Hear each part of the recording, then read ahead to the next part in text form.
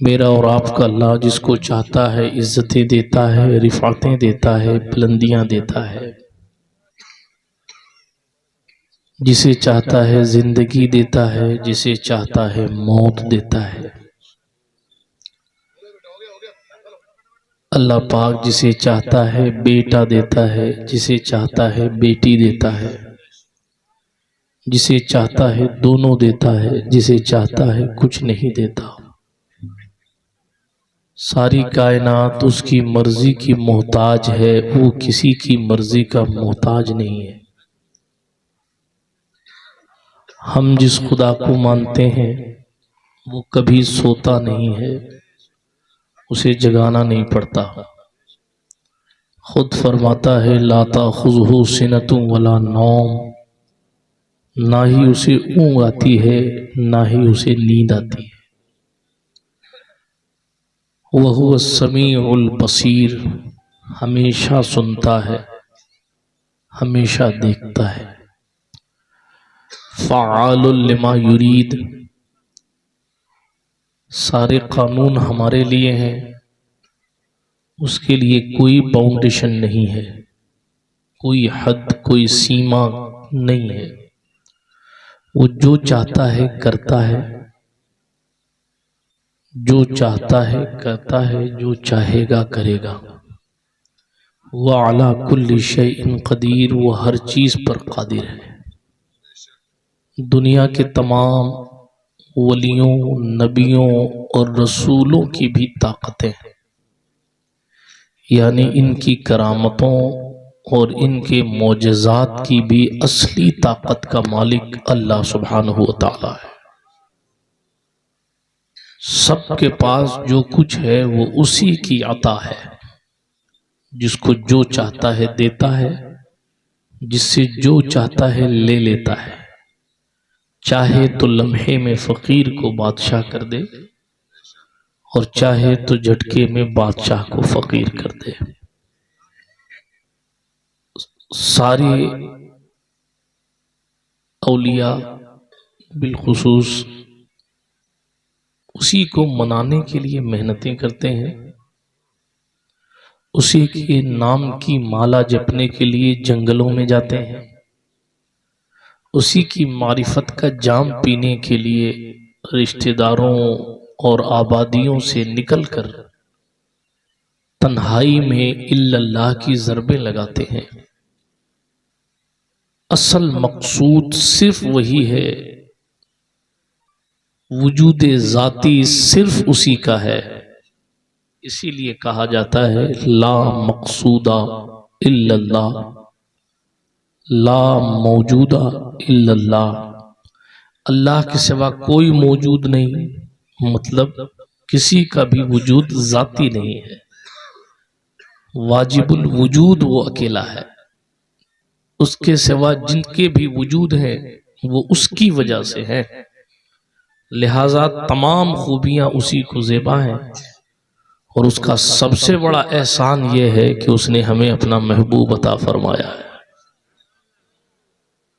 आइए उसी महबूब रब्बे अकबर सैयद आलम फ़ख्र आदम व बनी आदम मालिक रिक़ाब उमम सय्याहिल मकां शफ़ी मुजरिमा वकील आसियाँ पनाहे बेकसा सरवर लाला रुखा इमाम कायनात मालिक कायनात मौलाए कायनात मुख्तार कायनात मकसूद कायनात जाने कायनात रूह कायनात बाइसे तख्लीक़ कायनात वजह तकवीन कायनात अरवाहुना फ़िदा सल्लल्लाहु ताला अलैहि व आलिहि वसल्लम की बारगाह अक़दस में सुन्नी घन गरज के साथ दुरूद शरीफ का नजराना पेश फरमाएं। अल्लाहुम्मा सल्ली अला अल्लाहुम्मा सल्ली अला सय्यिदिना हबीबिना व मौलाना मुहम्मद व बारिक वसल्लिम वअला आलि सय्यिदिना व मौलाना मुहम्मदिन सलातन तुनज्जीना बिहा मिन जमीइल अहवालि वल आफात व तग़दीरना बिहा जमीअल हाजात व तुतहिरुना बिहा मिन जमीइस सय्यात व तरफ़उना बिहा इंदका आला दरजात व तुबल्लिगुना बिहा अक़सल गायात मिन जमीइल खैरात फ़िल हयात व बअदल ममात इन्नका क़रीबुन मुजीबुद दाअवात व अंत अला कुल्ली शैइन क़दीर। मौत से किसको रुस्तगारी है, आज वो तो कल हमारी बारी है। आगाह अपनी मौत से हर एक बशर नहीं, सामान 100 बरस का है, पल की खबर नहीं। यही तुझको धुन है, रहूं सबसे आला, हो जीनत निराली, हो फैशन निराला। तुझे हुस्ने जाहिर ने धोखे में डाला, जिया करता है क्या यूं ही मरने वाला। कभी गौर से भी ये देखा है तूने,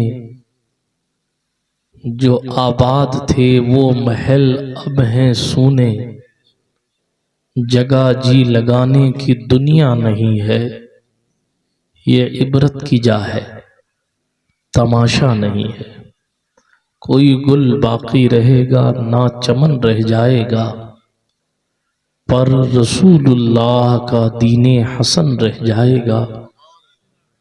अतलसो कम ख्वाब की पोशाक पर नाजा न हो, इस तने बेजान पर खाकी कफन रह जाएगा।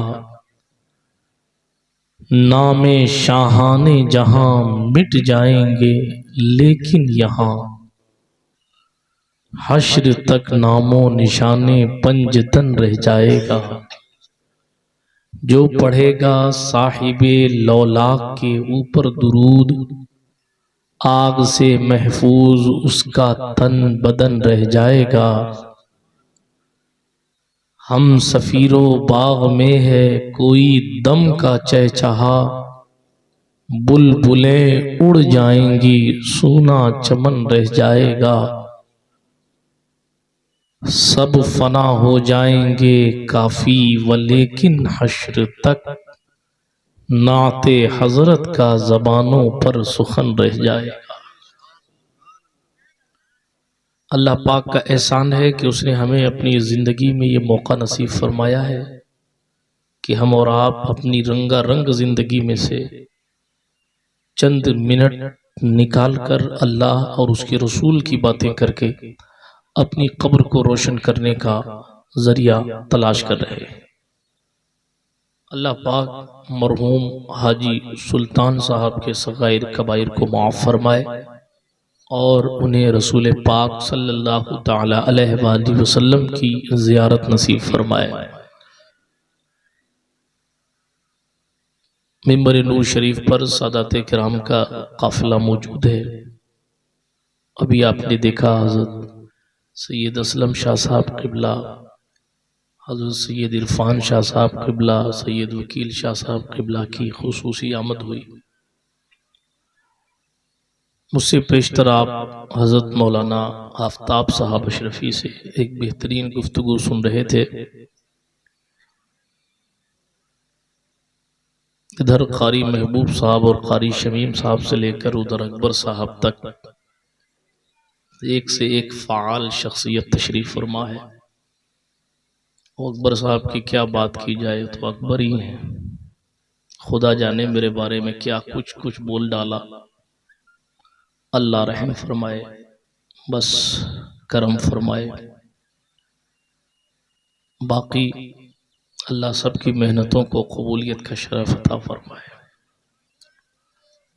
सबकी मोहब्बतों को सलामत रखे, आपस में सबके दरमियान खूब मोहब्बतें पैदा फरमाए और हमें और आपको सबको मिलजुल कर आखिरत की तैयारी करने की तौफीक अता फरमाए। अल्लाह का कुरान इरशाद फरमा रहा है, कुल इन्नल मौतल्लज़ी तफिर्रून मिन्हु। सूरतुल जुमा की आयत मुबारका है। अल्लाह जल्ल व अला ने फरमाया, ए महबूब आप इरशाद फरमाएं, इन्नल मौतल्लज़ी तफिर्रून मिन्हु, बेशक जिस मौत से तुम भागते हो, फ़इन्नहु मुलाक़ीकुम, वो मौत तुमसे मुलाकात जरूर करेगी। वो मौत का फरिश्ता आपसे मुसाफा करने जरूर आएगा। वो मौत आपसे मुआनका करने जरूर आएगी। कुरान ने कहा जिससे भागते हो, कुरान के इशारे से पता चला ये फितरत इंसानी है कि बंदा मौत से भागता है। और कुरान ने इस नजरिए को तकवीयत देने के बजाय रद्द किया कि आप भागिए मत, क्योंकि भाग नहीं सकते। भागिए नहीं इसलिए कि आप कोई ऐसी जगह नहीं जा सकते जहां तक हमारा फरिश्ता ना पहुंच पाता हो। उसकी मिसाल आपने पेशरो खतीब से सुनी, ऐनमा तकूनु युद्रिकुमुल मौत, तुम चाहे जहां रहो मौत तुम्हें पकड़ लेगी। वलौ कुंतुम फी बुरूज मुशय्यदा, अगरचे अपने आप को मजबूत किले में पैक कर लो, महसूर कर लो, मुकय्यद कर लो। बहुत सारी बातें बुरूज पर की जा सकती हैं, बहुत सारी बातें मुशय्यदा पर की जा सकती हैं, लेकिन कल्लिमुन्नास अला क़द्रि उक़ूलिहिम के तहत मैं बिल्कुल सतह के ऊपर से गुजरने की कोशिश करूंगा ताकि आप लोगों के हाथ कुछ लग जाए। अर्ज करने की कोशिश कर रहा हूं कि ताकि बात समझ में आ जाए। कुरान मुकद्दस ने जब ये कहा कि जिससे भागते हो, इसका मतलब उस दौर में भी लोग भागते थे और इस दौर में भी लोग भाग रहे हैं। लेकिन कुरान ने कहा फ़इन्नहु मुलाक़ीकुम, आप भाग नहीं सकते। हाँ, आज किसी मुल्जिम को या मुजरिम को पुलिस दौड़ाती है तो पुलिस वाले ये कहते तुम जहां जाओगे हमारा आदमी पाओगे, तुम भाग के कहां जाओगे, हम तुम्हें यहां भी पकड़ लेंगे, वहां भी पकड़ लेंगे, वहां भी पकड़ लेंगे। लेकिन फिर पुलिस की एक हद होती है, कोई दूसरे मुल्क भाग जाता है तो फिर पुलिस के अधिकार जो है वो हर जगह नहीं चला करते, फिर इसीलिए लोग मुल्क छोड़ देते हैं ताकि यहाँ से माल लूट खसोट की दूसरे मुल्क में चले गए कि अब यहाँ पलट के वापस नहीं आना, वापस आएंगे तो हिंदुस्तान की पुलिस गिरफ्तार करेगी। कई लोग हिंदुस्तान के बड़े बड़े उद्योगपति लोग करोड़ों रुपए लूट लूट के चले गए, लेकिन दूसरे मुल्कों में रहते हैं, उनके पास वहां का वीजा है। जाहिर सी बात है कि बगैर उस कंट्री की मुदाखलत के कोई आप गिरफ्तार करके नहीं ला सकते। बहुत सारे कवानीन होते हैं, मैं आपको कानून समझाने नहीं बैठा, ना ही मैं कोई वकील हूं जो कानून समझाऊं, लेकिन सिर्फ मैं मुस्तफा जान रहमत के दीन की वकालत कर रहा हूं ताकि आपको बात समझ में आ जाए। अर्ज करना ये चाहता हूं, हर एक शख्स की एक हद होती है, एक सीमा होती है, ला महदूद रब की कोई हद नहीं है। इसलिए फरमाया तुम भागोगे कहां तक, जहां जहां तुम भाग सकते हो वहां वहां हम फरिश्ता भेजकर तुम्हारी रूह कब्ज करवा सकते हैं। इसलिए कुरान ने नजरिया दिया मौत से ना भागो, लेकिन उसके बावजूद भी हम अपनी जिंदगी में मौत से भागने की खूब प्लानिंग करते हैं। मौत से भागने, छोड़िए मौत, हम तो बीमारियों से भागने की कोशिश इतनी करते हैं कि बीमारियों के नाम पर दवा, छोड़िए बीमारियों, दवाइयों के नाम पर नमाजों को तर्क कर दिया जाता है। और किसी जवान या बुजुर्ग का हाथ पकड़ के पूछा जाए आज फला वक्त नमाज में आप क्यों नहीं थे, वो कहेगा मेरी बीवी बीमार थी, मेरी वालिदा बीमार थी, मेरे फला बीमार थे, मेरे फला बीमार थे, उनके लिए मेडिकल से दवा लाने गया था, जमात का वक्त चला गया लिहाजा मैं नमाज ना पढ़ सका। लेकिन जनाबे वाला सुल्तानुल हिंद, अताए रसूल, फरजंदे बतूल, सरता बकदम आले रसूल, चमनिस्तान ज़हरा के महकते हुए फूल, हजरत मौलाए कायनात की विरासतों के वारिस, इमाम हुसैन की करबला की विरासत जिसके खून में है, इमाम ज़ैनुल आबिदीन का वकार, मोहम्मद बाकिर के उलूम के वारिस, जाफर सादिक की सदाकत का अमीन, मूसा काजिम की काजिमियत का वजूद, हजरत सरकार इमाम अली रजा, इमाम तकी नकी हसन अस्करी जैसी बावकार मुकद्दस शख्सियत की आबरू, हजरत मोइने बेकसा, सुल्तान गयासुद्दीन की आंखों के नूर, हजरत सरकार सनदुल अस्फिया, जुब्दतुल अत्किया, बुरहानुल वासिलीन, इमामुल मुत्तकीन, हजरत सय्यदुना सरदुना सुल्तान सय्यदुना मोइनुद्दीन हसन चिश्ती संजरी अजमेरी गरीब नवाज फरमाते हैं अगर तुम्हें पता चल जाए कि तुम्हारे मुर्दों के साथ उनकी कब्रों में क्या किया जाता है तो तुम अपने मुर्दों को कब्रों में दफनाना छोड़ दोगे।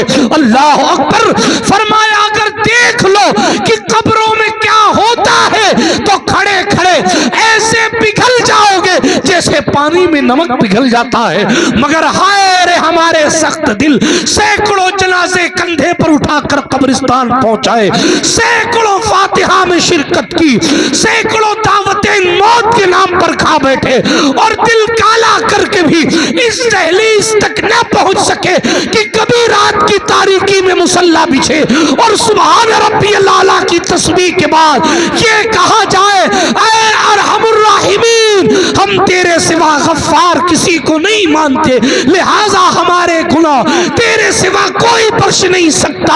आज इस तारीकी में और इस अंधेरे में और इस तन्हाई में तेरी बारगाहे अज़ली में सर रख कर कहते हैं हमारी खताओं को माफ कर दे ताकि मौत आसान हो। नहीं मिलता हमारी जिंदगियों में वो लम्हा। सवाल ये है कि जिस चीज से भाग नहीं सकते उससे भागते क्यों हो? भाग नहीं सकते मौत से, क्यों भागते हो? मौत से भागने की कोशिश भी मत कीजिए। एहतियात अलग चीज है, सेहत के लिए एहतियात अलग चीज है। तंदुरुस्ती बहुत बड़ी नेमत है। जिनके पास नहीं है उनसे पूछिए।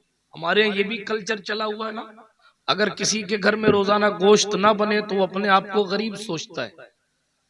हमारे ये भी मिजाज बना हुआ है। अगर किसी के पास लाख रुपए का फोन नहीं है तो वो अपने आप को गरीब समझता है। हमारे यहाँ ये भी मिजाज बना हुआ है। अगर किसी के पास खूबसूरत जुब्बे नहीं है तो वो समझता है कि हमारा लेवल कम है। हमारे सरकार ने फरमाया था अत्तक़वा हा होना, अत्तक़वा हा होना, अत्तक़वा हा होना। उलमा से पूछिए, हुजूर ने एक बार नहीं, एक ही बार में 3 बार फरमाया था, जिसकी तर्जुमानी कलंदर लाहौरी डॉक्टर इकबाल ने की थी और कहा, खिरद ने कह भी दिया ला इला तो क्या हासिल, दिलो निगाह मुसलमान नहीं तो कुछ भी नहीं। दिलो निगाह मुसलमान नहीं कुछ भी नहीं। कपड़ों से कोई मुसलमान नहीं होता, रंग से कोई मुसलमान नहीं होता। बात समझ शरीफ में आ रही है? फरिश्ते इमामे का पेज देखकर या ताज की खूबसूरती देखकर फ्री नहीं कर देंगे। सवाल हर बंदे से पूछा जाएगा, मा कुन्ता तक़ूल फी हक़्क़ि हाज़र रजुल, क्या कहते थे इस मर्द कामिल के बारे में? क्या कहते थे बताओ? किसके बारे में? जिस पर दुरूद पढ़ने का टाइम नहीं है हमारे पास, जिसके फरमान को मानने के लिए वक्त नहीं रहा हमारे पास। माफ कीजिएगा मेरे जुमले कभी कभी सख्त हो जाते हैं, लेकिन हालात ये हैं। एक कड़वा जुमला कह दूं, माफ कर देना पेशगी, माजरत करता हूं। हमारे यहाँ रस्मों की कंडीशन ये हो गई है कि हमें रस्में तो याद हैं, रस्में याद है हमें, हुजूर की सुन्नतों का पता नहीं, हुजूर की सुन्नतों का पता नहीं। यहां तक के अगर किसी बुजुर्ग के उर्स में कोई एक रस्म छूट जाए या कोई दूसरा अदा कर दे, गुस्ल की रस्म, गिलाफ की रस्म वगैरह वगैरह वगैरह वगैरह वगैरह, अगर कोई दूसरा अदा कर दे तो माफ कीजिएगा इसे कुफ्र से नीचे नहीं समझा जाता। अरे ये क्या कर दिया, तुम्हारी हैसियत थी, तुम यहां गुस्ल में कैसे आके खड़े हो गए? और हुजूर की सुन्नत का मजाक पर मजाक बन रहा है। जो कौम रस्मों को हुजूर की सुन्नत से ज्यादा अहमियत दे, उस कौम को इज्जत कभी रास न आई थी, न आई है और न कभी आएगी। क्यों? इसलिए कि इज्जतों के हवाले से भी इकबाल ने कहा कि मोहम्मद से वफा तूने तो हम तेरे हैं, ये जहां चीज है क्या लौहो कलम, लेकिन उसके लिए हुजूर से वफा जरूरी है। बात मेरी दूर न चली जाए, लेकिन अर्ज कर रहा था उस मुस्तफा जान रहमत सल्लल्लाहु अलैहि वसल्लम का जलवा दिखाया जाएगा। सुभान, कब्र में जलवा दिखाया जाएगा। आप देखिए ना, किसी का इंतकाल होता है, वो रोजाना क्या पहनता है लोग उसको नहीं देखते, लेकिन जब इंतकाल होता है तो हर चौथा आदमी पूछता है भाई नया कफन आ गया कि नहीं आ गया। गरीब से गरीब आदमी को बंदा नया कपड़ा पहनाने के लिए बेकरार, जिनकी अमवात दरगाहों की सीढ़ियों पर या बेयारो मददगार मुसाफिरत में हो जाती है, लोग अपनी जेब खास से आज उसको भी नया कफन दिलाने में फख्र महसूस करते। क्यों भाई, रोजाना ये गंदा बैठा रहता था, तू इसको पूछता नहीं था कि तूने लिबास क्यों नहीं बदला, तूने आज कपड़े क्यों नहीं बदले। आज पूरा मोहल्ला इसे नया कपड़ा पहनाने में और गुस्ल कराने में लगा है। रोज कोई इससे नहीं पूछता था तुझे नहाए हुए कितने दिन हुए, आज पूरा खानदान पूछता है गुस्ल कब होगा, गुस्ल कब होगा, गुस्ल कब होगा। पूरा कबीला नया कपड़ा पहना रहा है, खुशबू लाई जा रही है और तरह तरह की मिट्टी लगाई जा रही है और उसको सजाया जा रहा है, संवारा जा रहा है। कल जो शख्स उसको अपने कंधे पर हाथ नहीं रखने देता था, आज वो अपने कंधे पर उठा कर ले जा रहा है। कल वो पीर साहब का हाथ चूम कर नीचे बैठ जाता था, आज वो पीर साहब के भी कंधे के ऊपर बैठा हुआ है। हाँ, कल इमाम साहब की बराबरी कर लेता तो नमाज चली जाती। इमाम जहां खड़ा है वहां आकर कोई मुक्तदी खड़ा हो जाए तो इक्तिदा फासिद हो जाती। ऐसे बराबर खड़े होने वाले शख्स की नमाज नहीं होती। बात समझ आई आप? ऐसे बराबर खड़े होने वाले शख्स की नमाज नहीं होती, क्योंकि इमाम की बराबरी करने से नमाज टूट जाती। इसी पर फकीर कहा करता है, जनाब मस्जिद के 2 रकअत के इमाम की बराबरी करने से नमाज चली जाती है, नबियों के इमाम की बराबरी की बात करने से ईमान चला जाता। समझ आ रही बात आपको? हाथ पकड़ के बैठे रहिए, कहीं मोदी जी पांव बेच ना दे। पकड़ के बैठे रहिए। लोग ऐसा मजबूती से पांव पकड़ के बैठे रहते हैं, मैंने देखा कई महफिलों में। खुदा जाने इसका राज आज तक समझ नहीं आया। कोई ऐसे बुजुर्ग समझाएंगे तो समझ में आएगा। मुझे तो एक ही बात, हालात हाजरा को देखकर, खैर एयरपोर्ट बिक रहे हैं, रेलवे स्टेशन बिक रहे हैं, जमीनों की जमीनें बिक रही, शायद लोगों को डर है कि टांगे बिक जाएंगे तो चल नहीं पाएंगे। अल्लाह की पनाह, तवज्जो है? आगे बोलूं? हाथ उठा कर कहें या रसूल अल्लाह, या रसूल अल्लाह, सुभान अल्लाह, सुभान अल्लाह, अल्हम्दुलिल्लाह। अर्ज ये कर रहा था, मुस्तफा करीम सल्लल्लाहु ताला अलैहि वसल्लम की मोहब्बत ही असल है। बात चली कब्र की। क्या दिखाया जाएगा? हुजूर दिखाए जाएंगे, हुजूर दिखाए जाएंगे सल्लल्लाहु अलैहि वसल्लम, सल्लल्लाहु अलैहि वसल्लम, सल्लल्लाहु अलैहि वसल्लम। पूछा जाएगा इनके बारे में क्या कहते थे, कहते क्या थे इनके बारे में। दुरूद शरीफ पढ़ना याद होगा तो कहेगा। इसी पस मंजर में बात मुझे याद आई, बहुत पुरानी तकरीर में मैंने कहा हुआ है, अभी याद आ गया इसे, कि उसको नहलाया जा रहा है, नया कपड़ा पहनाया जा रहा है, खुशबू लगाई जा रही है। जिन लोगों के बराबर में खड़ा नहीं हो सकता था वो लोग कंधे पर उठा रहे हैं। हाँ, कभी पांव की तरफ कंधा लगा रहे हैं, पांव की तरफ कभी देखा नहीं उसके, आज पांव को कंधे पे उठाया हुआ है। कल इमाम साहब की बराबरी कर लेता तो नमाज चली जाती थी, आज इमाम पीछे खड़ा है और जनाजा आगे रखा हुआ है। इमाम पीछे है, जनाजा आगे है। इतने नाज मौला क्यों इतने नाज? पूरी कौम नहलाने में लगी, पूरी कौम नया कपड़ा पहनाने में लगी, पूरी कौम सुरमा लगाने में लगी, पूरी कौम खुशबू लगाने में लगी, पूरी कौम उसको संवारने में लगी। फिर कंधे पर पीर साहब भी उठा रहे हैं, इमाम साहब भी उठा रहे हैं, सैयद साहब भी उठा रहे हैं, कलेक्टर साहब मुसलमान है तो वो भी उठा रहे हैं, फलां साहब भी उठा रहे हैं, फलां साहब भी उठा रहे हैं, फलां साहब भी उठा रहे हैं, और कंधे पर लाद कर, कंधे पर उठाकर पैदल चले जा रहे हैं, चले जा रहे हैं, चले जा रहे हैं, कलमा शरीफ का विर्द करते हुए जा रहे हैं, चले जा रहे हैं। फिर जनाजे में और पीछे इमाम एक सब पीछे खड़ा है, फिर पहली सब दूसरे नंबर पे, फिर और पीछे लोग, और पीछे और पीछे और पीछे। अरे इतनी दूर नंबर आया लोगों का, इतनी पीछे पीछे तक खड़े हैं और वहीं से कह रहे हैं अल्लाह इसको बख्श देना, अल्लाह इसको बख्श देना, अल्लाह इसको बख्श देना। सवाल ये पैदा हुआ, मेरे अल्लाह इतने नाज क्यों उठाए गए? इसलिए कि जनाब उसका एक सीधा सा जवाब आसान लबों लहजे में सिर्फ इतना है, कल तक इसलिए लोग नहीं पूछते थे कि नहाया कि नहीं दिन आया? क्योंकि वो खुद मुलाकात करने जा रहे थे। कल तक उसका लिबास नहीं पूछते थे क्योंकि खुद की मुलाकात करने जा रहे थे। आज इसलिए पूछ रहे हैं क्योंकि आज वो मुस्तफा से मुलाकात करने जा रहा है। जिंदाबाद। बात समझ आई? जनाजा कंधे पर इसलिए उठाया जाता है कि ये हुजूर की जियारत को जा रहा है। जनाजे मैयत को इसलिए नहलाया जाता है कि सरकार की जियारत को जा रहा है। नया कपड़ा पहनाया जाता है, सरकार की जियारत को जा रहा है। मुंह किबले की तरफ कर दिया जाता है, सरकार की जियारत को जा रहा है। पांव के बंधन खोल दिए जाते हैं, हुजूर आने वाले हैं। अल्लाह अकबर कबीरा।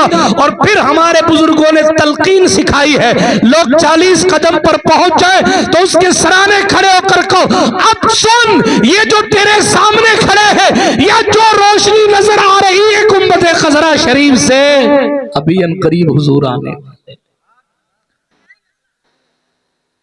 इसीलिए शमीम साहब पढ़ते ना है, ये ईमान के वो आएंगे लहद में मेरी, अपने मंगतों को वो तन्हा नहीं होने देते, नहीं होने देते। अगर कोई कहने साहब गुंबद दिखाया जाएगा, हुजूर शेखुल इस्लाम वल मुस्लिमीन की इस पर बहुत पुरानी मुदल्लल तकरीर है, उससे कुछ रोशनी लेकर अर्ज कर रहा हूं।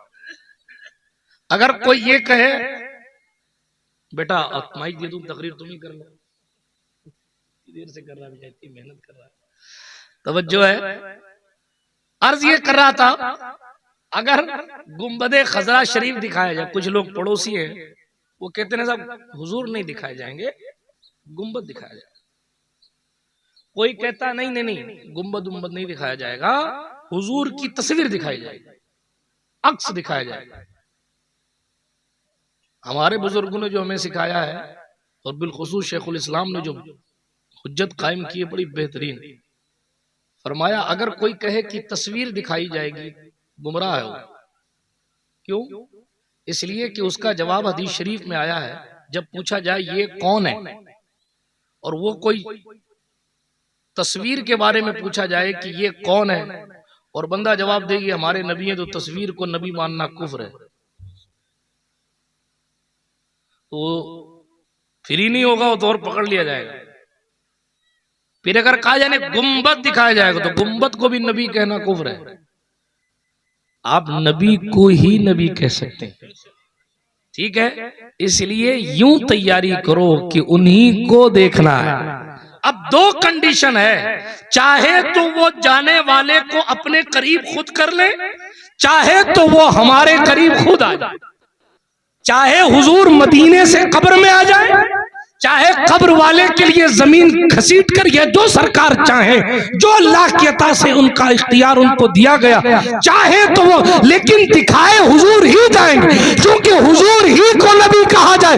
इसीलिए आशिक जब इंतकाल करेगा और दुरूद पढ़ने वाला जब इंतकाल करेगा, दुरूद पढ़ने वाला जब इंतकाल करेगा और उससे पूछा जाएगा मा कुन्ता तक़ूलु फी हक़्क़ हाज़र रजुल, तो वो कहेगा अल्लाह की सरताब कदम शान है, ये इंसान नहीं इंसान, वो इंसान है। ये कुरान तो ईमान बताता है इन्हें, ईमान ये कहता है मेरी जान।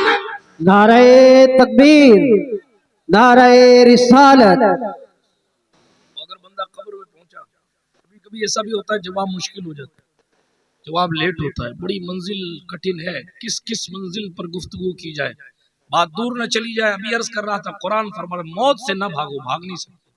इसलिए आज से कम लुब्बे लुबाब तकरीर का ये लेके जाइएगा कि अपने को मौत से नहीं भागना, ठीक है? किससे भागना है? किससे भागना है?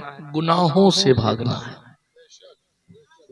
अल्लाह की नाफरमानियों से भागना है, उसकी नाराजगी से भागना है।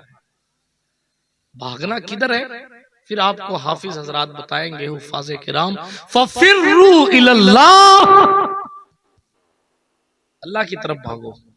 वो तो तरफ से पाक है, फिर किस तरफ जाएं? उसकी रजा की तरफ भागो, उसकी रहमत की तरफ भागो। एक ख्याल हमेशा गालिब रहे कि हमें मौत की तैयारी करनी, मगर ये फिक्र हमारे दिल से निकल गई और हम बड़े होशियारमंद। कोई बंदा अपने आप को हल्का फुल्का समझता ही नहीं आज के दौर में, इल्ला बाज। हम चूं दिगरे नेस्त, जैसे हम हैं वैसा कोई नहीं। इससे बड़ी बेवकूफी कोई नहीं। हम चूं दिगरे, हमारे तरह कोई नहीं है, कुछ नहीं, हम ही हैं, जो कुछ है हम हैं। बात करूं, अल्लामा नूरुद्दीन जामी ने कहा था, बंदे इश्क शुदी तर्क नसब कुन जामी के अंदर ई राह फला इब्ने फला चीजें नेस्त। ये मेरा फतवा नहीं, ये जामी का कौल है।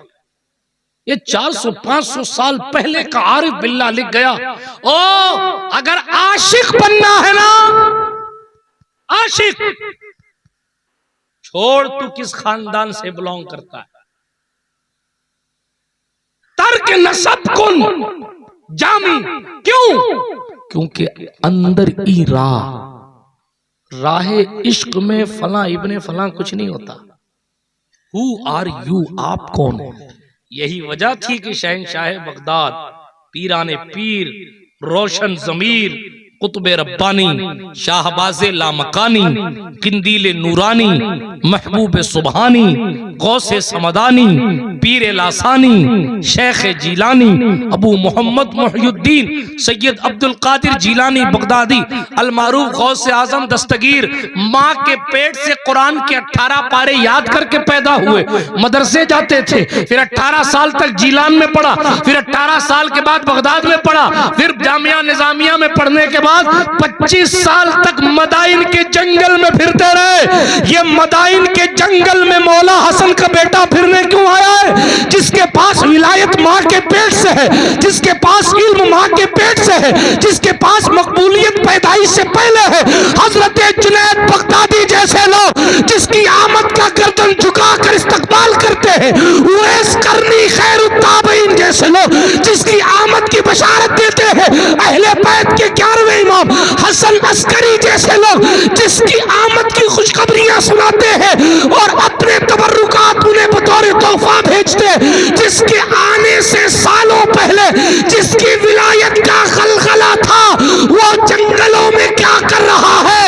आप तो विलायत लेकर आए, आप मदाइन में गिरी पड़ी चीजों पत्तियों को साफ करके उठा के गिरी पड़ी चीजों को क्यों खा रहे हो हजरत? आप तो वली पहले से हो, आप तो मौला हसन की औलाद पहले से हो। आपका बाप वली, आपकी माँ वली, आपका खानदान वली, आपकी फूफी वली, आपका नाना वली, आपका पूरा कुंबा कबीला वली। आप खुद पैदाइशी वली, माँ के पेट में बाहर का सलाम सुनते हो, पैदा हो के जवाब देते हो, फिर ये जंगल में क्या कर रहे हो? आपको जामी याद आएगा, बंदे इश्क शुदी तर्क नसब कुंजा। लेकिन हम खुदा जाने किस गफलत में डूब गए, अल्लाह की पनाह, खुदा जाने किस गफलत में डूब गए कि हमारा मिजाज अर्श आज़म से थोड़ा सा नीचे ही है। हमारी तरह कोई नहीं। यही अवाम का हाल हो, यही बाज खवास का हाल हो। अल्लाह की पनाह, बुरा लगे तो माफ करना। तमल्लुक मेरा मिजाज नहीं और ना किसी से डरता हूं अल्लाह का, लेकिन ये सच्चाई है यार। हमारे वजूद खाकी की हैसियत क्या है? कुछ नहीं है, कुछ भी नहीं है। हमारा मिजाज ये हो गया कि साहब हम तो बस हम ही हैं। लेकिन हुजूर से पूछो कि सरकार अक्लमंद कौन है? हदीस शरीफ से बात करें ना, मेरे कहने से मेरी हैसियत क्या है जो मैं कहूं? हुजूर से पूछें, सरकार सब अपने आप को अक्लमंद कहते हैं, सभी, लेकिन अक्लमंद है कौन? हर बंदा दूसरे को बेवकूफ साबित करने में तुला। वो गेला है, समझदार तुम्हें हूं।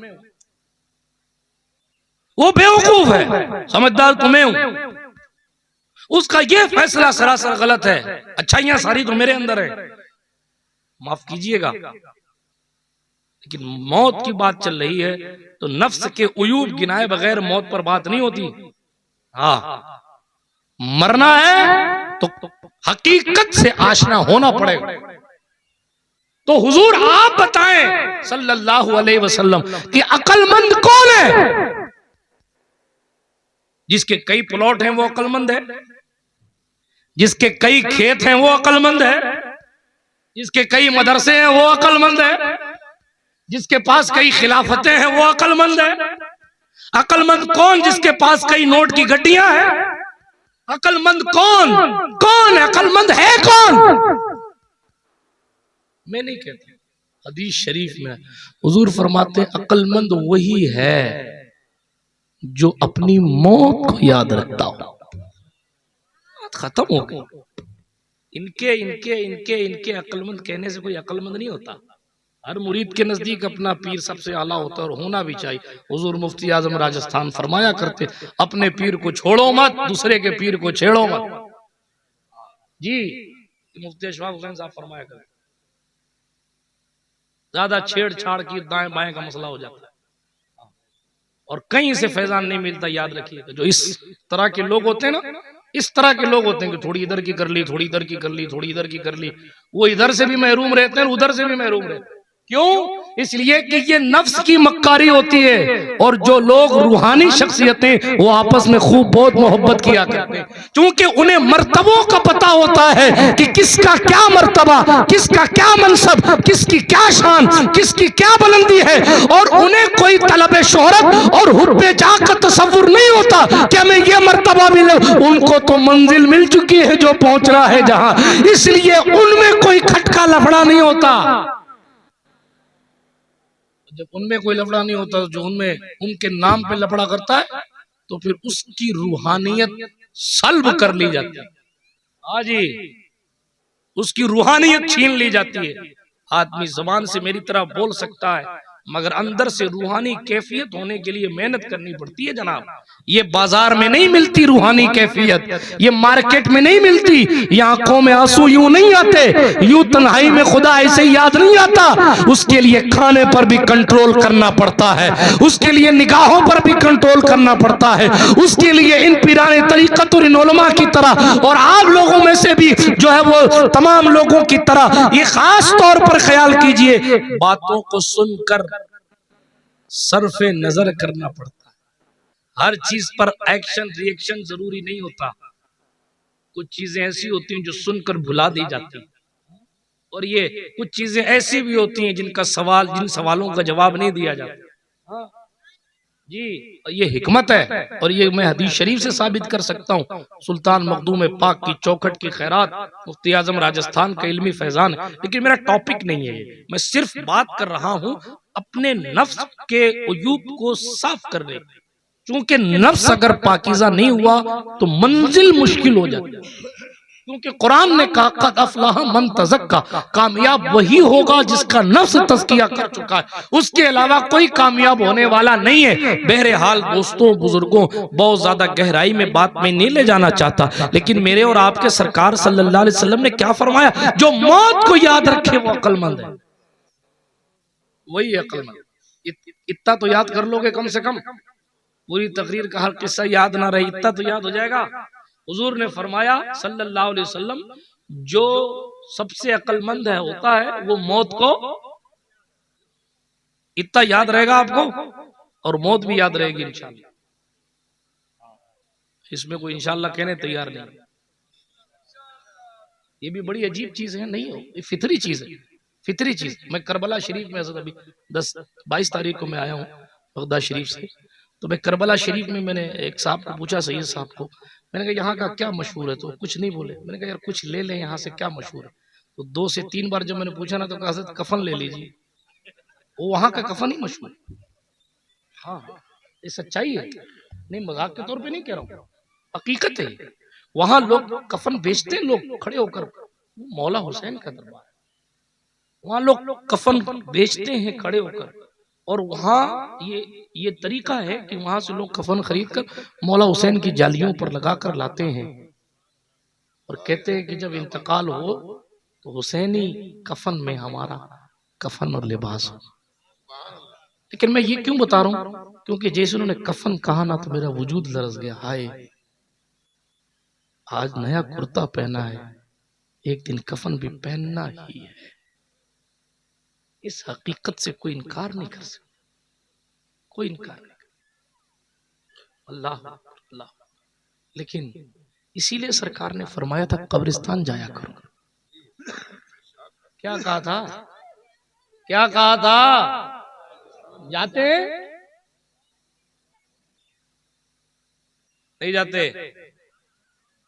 अच्छा, अरे आप जाते होगे चचा, अक्सर लोग नहीं जाते।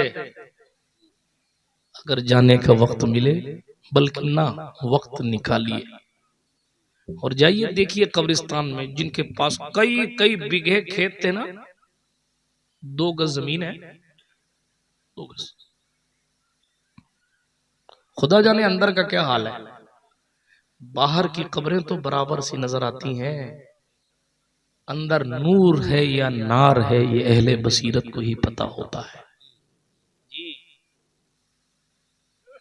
अंदर का मसला क्या है वो तो नजर वाला जानता है। तो एक दिन कफन भी पहनना है, ये याद रखना हमेशा, तभी तरक्की। मौलवी साहब क्या बात कर रहे हो, मौत को याद करके हम तरक्की कैसे करेंगे? हमें तो यूं करना है, यूं करना है और यूं करना है। आधी दुनिया पर सिक्का चलता था उमर फारूक का, चलता था कि नहीं चलता था? आपको जानकारी के लिए बता दूं, मक्का शरीफ मदीना शरीफ के से लेकर समंदरी इलाके तक जितने खुश्की इलाके थे, सूखे, उन तमाम इलाकों को सरकार उमर की फौज ने फतह कर लिया। जी, मैं अभी जब मदाइन गया था, ये मदाइन की जंगल की बात सरकार को पाक की है, उसी मदाइन में सलमान फारसी भी हैं, और उसी मदाइन में सलमान फारसी के मजार के ठीक पीछे किसरा का महल वीरान पड़ा है। किसका?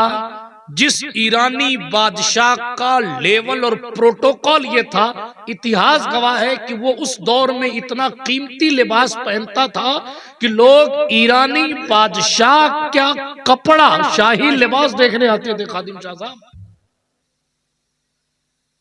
ये लेवल था उसका, लोग लिबास देखने आते थे उसका। सोने कमरे भरे हुए थे सोनों से, सोने के कंगन, चूड़ियां, हीरे जवाहरात भरे पड़े थे। ईसाई था, भरे पड़े। लोग देखने जाते थे, उसके लिबास को देखने जाते थे, उसके प्रोटोकॉल को देखने जाते थे, उसकी सिक्योरिटी को। मगर अल्लाह रहमत करे फारूक आजम की कब्र अक़दस पर। अल्लाह अकबर, देखो जरा सा जिंदगी किसे कहते हैं। उमर की फौज ने खिंचाई की और हुज़ैफा इब्ने यमान जैसे लोगों ने कमांडरी करते हुए, ईरान का वही किसरा का महल है, जब हुजूर पैदा होने वाले थे तो इसके 14 कंगूरे ऑटोमेटिक गिर गए थे, और इसकी 14 कंगूरों को गिरकर यह समझाया गया था कि एक दिन वो आएगा कि तेरा महल वीरान होगा और मोहम्मद के वफादारों की कब्रें आबाद। और तारीख शाहिद है, उमर खुद नहीं गए, लश्कर इस्लाम ने खिंचाई की। हजरत सरकार उमर की फौज ने जैसे ही चढ़ाई की, ईरान का बादशाह अपना महल छोड़ के भाग गया। खत्म, खजाने यूं ही पड़े थे, लिबास तक नहीं पहन पाया। उसको पता चला कि उमर की फौज दरवाजे पर आ गई, जिसमें जान नहीं रहने देगी। नतीजा क्या हुआ? अपने आप को सुपर पावर कहने वाला मुसलमानों के हौसलों के सामने दम तोड़ता हुआ अपना महल छोड़ भागा, अपना लिबास भी छोड़ भागा, अपना खजाना भी छोड़ भागा। मगर करोड़ों सलाम उन सहाबा पर, अल्लाह अकबर। वो भी तो गुर्बत से उठकर आए थे, लेकिन उनके सामने वो सोने और चांदियां और वो कंगन और वो शाही लिबास था ना, तो वो कुरान की आयतें पढ़ते हुए महल को पार कर गए। उन्होंने चांदियों को दिल न दिया, उन्होंने शाही लिबास को दिल न दिया। उनमें से किसी ने ये नहीं कहा ये मैं ले लूं, ये मैं ले लूं, ये मैं ले लूं। नहीं, ये क़यादत की तस्लीम यूं की जाती है। उन्होंने सारा सामान पैक किया, एक एक कंगन तक के सोने के पैक किए गए, और जनाब यहां मदाइन से उठवा कर ऊंटों पर लाद कर वो सारा सामान शाही लिबास समेत मदीना मुस्तफा में लाया गया और उमर इब्ने खत्ताब के पांव में रखा गया। उस वक्त उमर ने कहा बुलाओ सुराका को बुलाओ, इसलिए कि हुजूर ने फरमाया था मैं सुराका के हाथ में सोने का कंगन देख रहा। ये इसी खजाने से सोने का कंगन उमर ने निकाल के सुराका को पहनाया। लेकिन सवाई सर वालों, सवा नेज़े पर सूरज आ गया है और हमें कयामत का कुछ ख्याल नहीं। सरकार उमर पाक ने क्या किया? ये तो हुजूर की वसीयत थी, हुजूर का फरमान था, इशारतन वसीयत थी, तो कंगन तो उनको दे दिया। उमर फारूक को देखो, देखो अगर तरक्की आप मौत को बोलने में करते हो, जरा देखिए इनके प्रोटोकॉल। वो शाही लिबास जिसको देखने के लिए लोग आते, देखने के लिए, वो शाही लिबास जिसको उस दौर में देखने के लिए लोग आते थे, हजरत उमर ने उसको मंगवाया और एक आप जैसे गांव के किसी शख्स को बुलाया। गांव वालों का पहनावा आप देख ही सकते, गांव वालों का पहनावा, स्पेशल पगड़ी, स्पेशल कुर्ता, स्पेशल धोती, लुंगी। अपने जब किसी सहाबी का नाम लेते ना तो अपने सोचते हैं कि बहुत बेहतरीन कर्रोफर के साथ टाइट जुब्बा होगा, बेहतरीन शिमला वाला इमामा होगा, या ऐसे खूबसूरत सा ताज होगा। यानी एक हमारे जहन में एक तस्वीर जो उभर के आती है। लेकिन एक जुमला कहूं, सहाबा की तस्वीरें याद करनी हो तो गांव के लोगों को देखा करो, और खासकर रेगिस्तान के इलाकों के गांव के लोगों को देखा करो। वो कैसे सर पर बांधे रहते हैं, वो कैसे कपड़ा पहनते हैं। आपको शबी याद आएगी कि सलमान फारसी भी इसी तरह का लिबास ज़ेबतन फरमाते। हुज़ैफा इब्ने यमान की, मैं कोई तमल्लुक और चापलूसी नहीं कर रहा हूँ, यह सच्चाई है। क्यों? इसलिए कि उनके लिबास तो बज़ाहिर ऐसे भी हल्के थे जो हम और आप पहन रहे हैं, लेकिन वो अंदर से इतने मजबूत थे कि वक्त का गौसे आजम भी उनकी बराबरी नहीं कर सकता। बात समझ आई? नहीं आ रही है? आ रही है ना? आगे बढ़ता हूं, आती रहेगी तो ही आगे बढ़ के बात को खत्म करने लगे।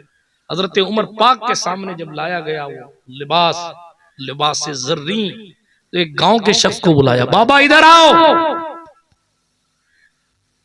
लोग सोच रहे थे कि उमर इस लिबास का क्या करेंगे, म्यूजियम में रखवाएंगे, कहीं यहाँ काबा शरीफ के इर्द गिर्द लटकवा देंगे, अपनी फतेह की निशानी बनाएंगे। उमर लिबास का क्या करेंगे?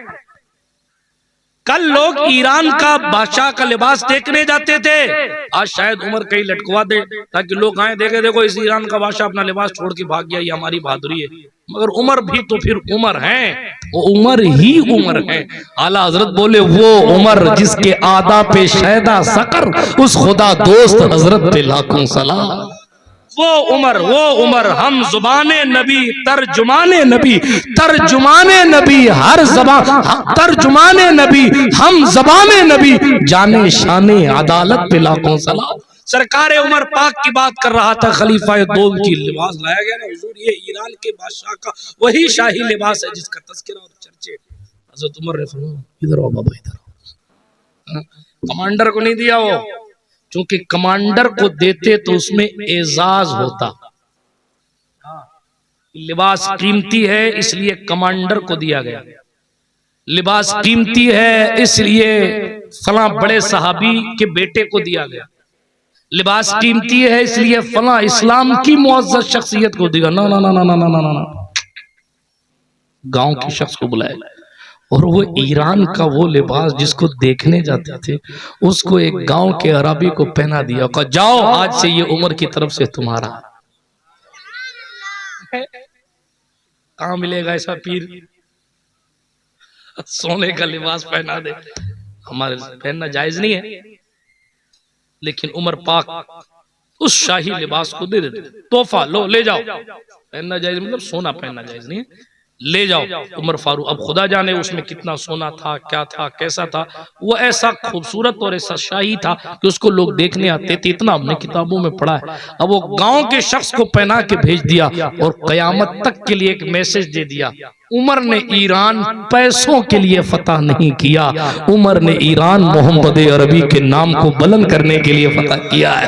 उमर ने ईरान के बादशाह का लिबास छीनने या सोना जमा करने के लिए उमर ने ईरान फतह नहीं किया, बल्कि उमर ने ईरान अल्लाह का नाम बुलंद करके और कलमाए ला इलाहा इल्लल्लाह की सदाए दिलनवाज ईरान के किसरा के महल में गुंजवाने के लिए सदाए अल्लाह अकबर उमर फारूक आजम ने ईरान को फतह किया। इसीलिए हजरत अबू हुरैरा कहा करते थे, मुझे उम्र पर रश्क आता है। अबू बकर के दौर में तो इस्लाम के पास माल भी नहीं था, हालांकि वो माल को दिल देने वाली शख्स नहीं थे, लेकिन उमर के दौर में तो इस्लाम के पास बहुत माल था। मगर अल्लाह उमर की कब्र पर रहमत करे, इतना माल होने के बावजूद उमर पाक का जब विसाल हुआ था, उस वक्त आप पर कई हजार रुपया कर्जा था।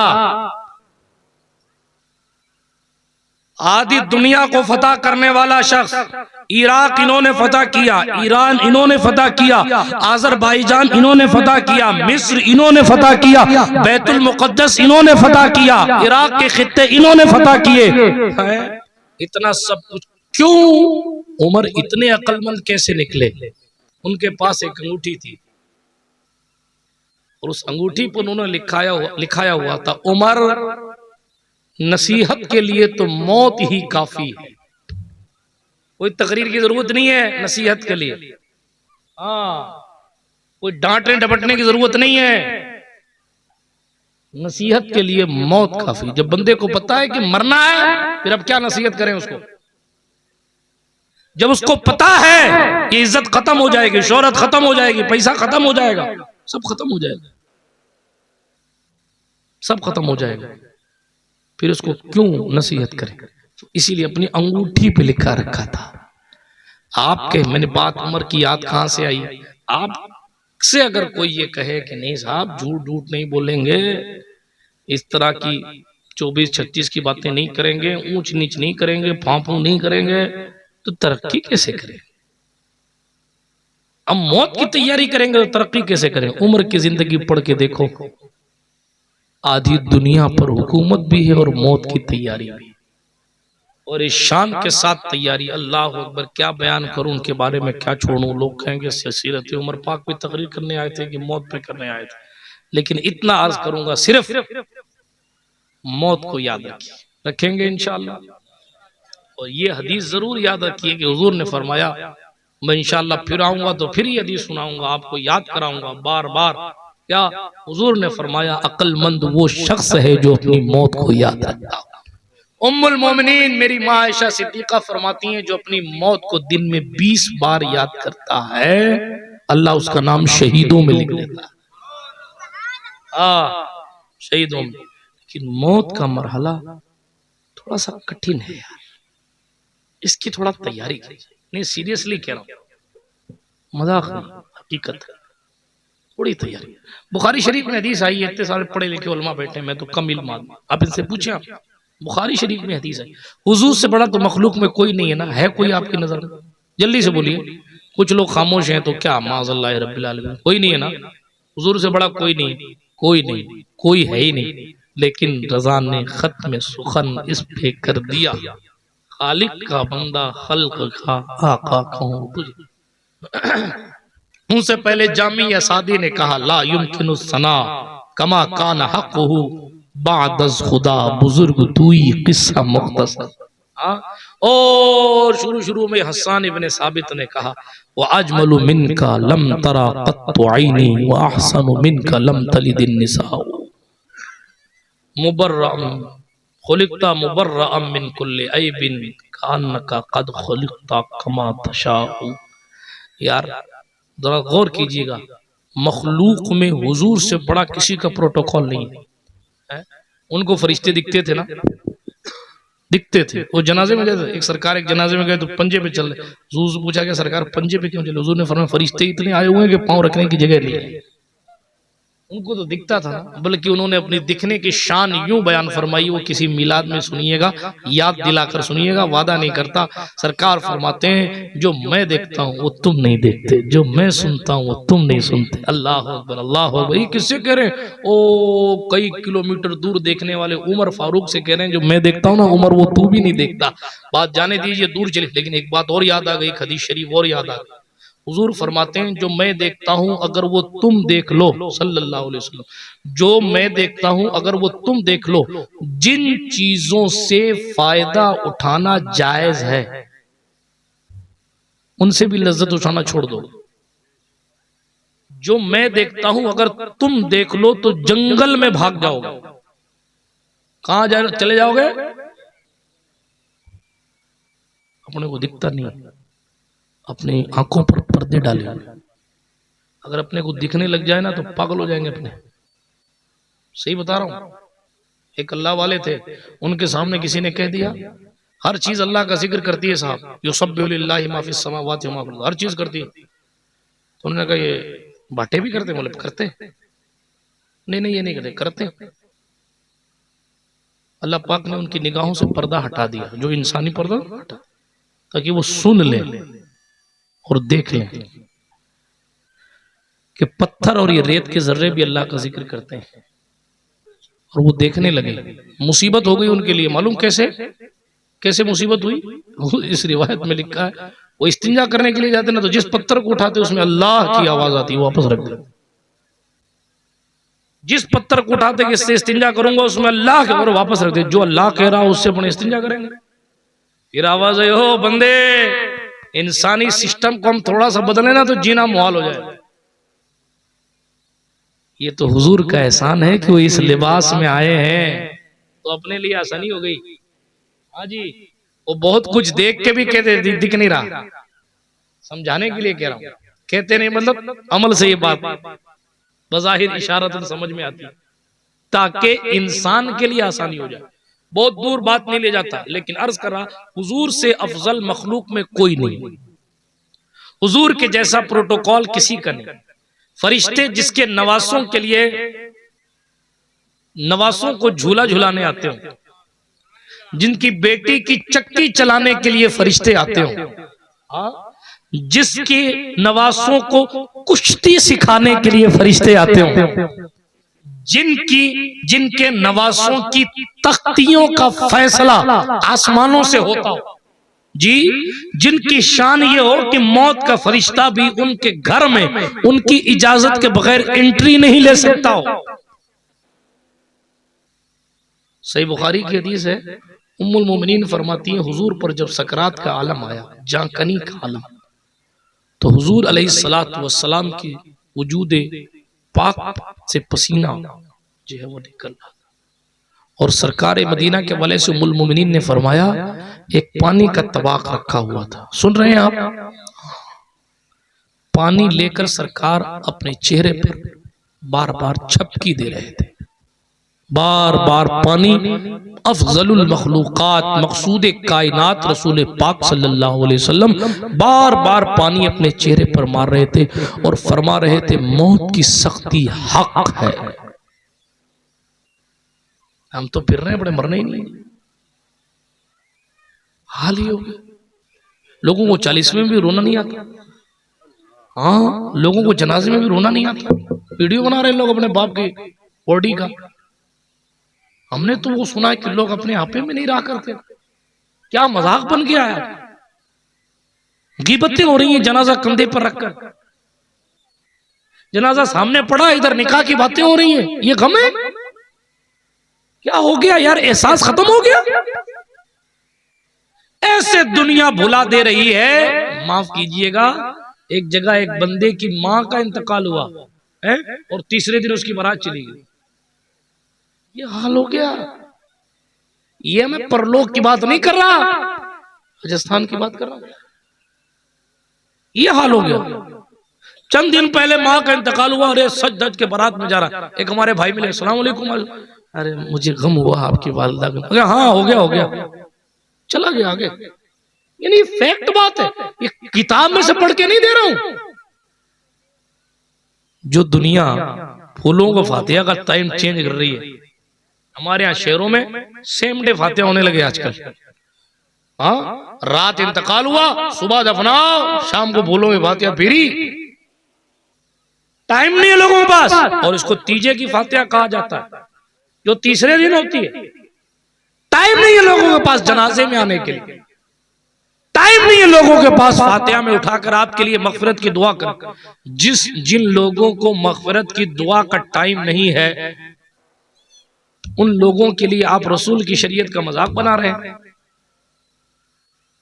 एक तरफ हुजूर हैं जो रात रात भर हमारे और आपके लिए मगफिरत की दुआएं कर रहे हैं, एक तरफ दुनिया के लोग हैं जिनके पास टाइम नहीं है। अगर ये ना हो ना कि मैं नहीं जाऊंगा, तो वो भी नहीं आएगा। अगर ये हटा दिया जाए ना तो लोग आवे नहीं, आप भी नहीं आओ, माफ करना हो, नहीं आओ। मैं खेत में था, मैं फलाने में था, मैं फला काम, ये दुनिया है। मेरे सरकार है मदीना, रास्ते से जा रहे हैं, मरी हुई बकरी थी, सड़ी हुई बदबू आ रही थी, उसमें से दुर्गंध आ रही थी। सरकार ने साहबी से पूछा, ये देख रहे हो बकरी? कहाँ या रसूल अल्लाह? कहा ये कैसी है? कहा हुजूर बहुत बदबू आ रही है, खड़ा रहना मुश्किल। सरकार ने फरमाया अल्लाह के नजदीक दुनिया की हालत इससे ज्यादा खराब है। और हम उस दुनिया को दिल दिए हुए, दिल में दुनिया ही दुनिया, दुनिया। कभी सोचा कि मरना है तो ये कब्र की तैयारी करे, सैकड़ों बीघे खेत रखे, कभी इतना भी प्लॉट अलग से निकाला कि ये मेरे माँ बाप की कब्र है, यहां दफन कर देना और माँ के कदम के नीचे मुझे दफन कर देना। हर बंदा जन्नतुल बकी में दफन नहीं हो सकता, माँ की कब्र के नीचे तो दफन हो ही सकता है, कदम के नीचे। हर बंदा नजफ अशरफ के कब्रिस्तान दारुस्सलाम में दफन नहीं हो सकता। हर बंदा मक्का के कब्रिस्तान जन्नतुल माला में दफन नहीं हो सकता।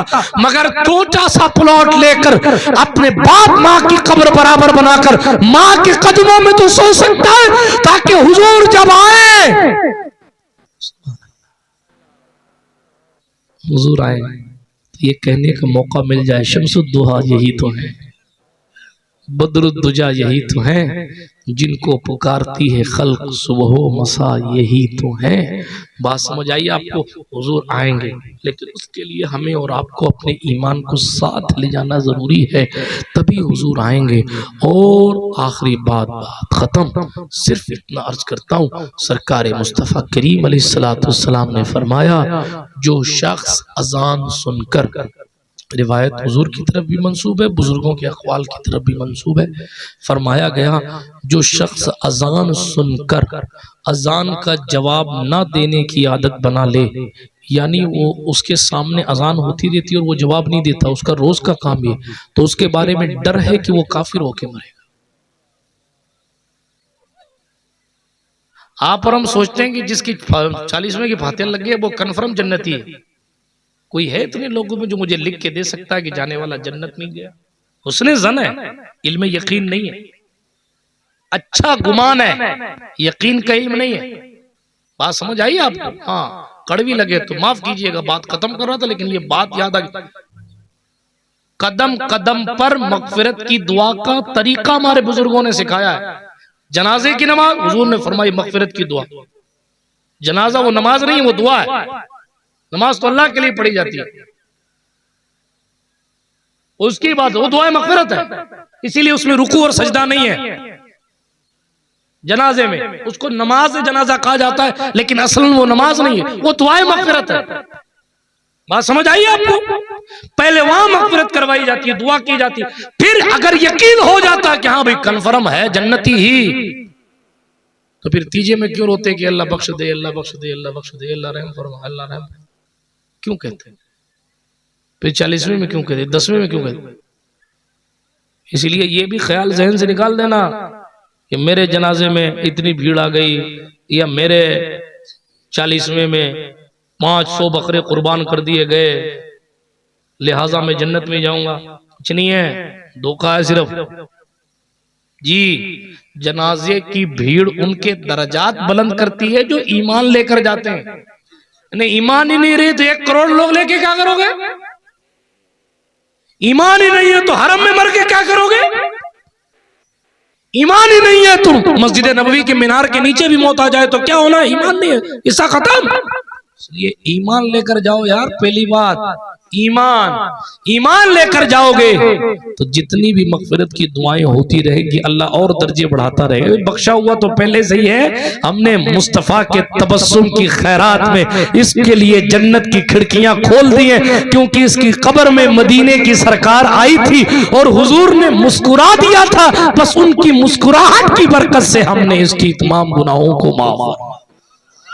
अल्लाह पाक कहने सुनने से ज्यादा अमल की तौफीक अता फरमाए और हमें और आपको मौत की तैयारी करने का शरफ नसीब फरमाए। जो कुछ खताएं हो गई अल्लाह पाक माफ फरमाए। आप में इन मुकद्दस लोगों में जो भी अल्लाह का नेक बंदा है अल्लाह उसके सदके मेरी और हम सब की हाजिरी को कबूलियत का शरफ अता फरमाए। हम सब का खातिमा ईमान पर फरमाए। तूफान नूह लाने से क्या फायदा है चश्म, दो अश्क ही काफी हैं अगर असर करें, लुत्फ उनका आम हो ही जाएगा, शाद हर नाकाम हो ही जाएगा। साइलो दामन सखी का थाम लो, कुछ न कुछ इनाम हो ही जाएगा। ऐ रजा हर काम का एक वक्त है, बल्कि इससे पहले का बेनिशानों के निशान मिटते नहीं, मिटते मिटते नाम हो ही जाएगा। ऐ रजा हर काम का एक वक्त है, दिल को भी आराम हो ही जाएगा। माहे मदीना अपनी तजल्ली अता करे, ये ढलती चांदनी तो पहर दोपहर की है। वाखिरु दावाना अनिल हम्दुलिल्लाहि रब्बिल आलमीन। हज़रत सैयद हातिम शाह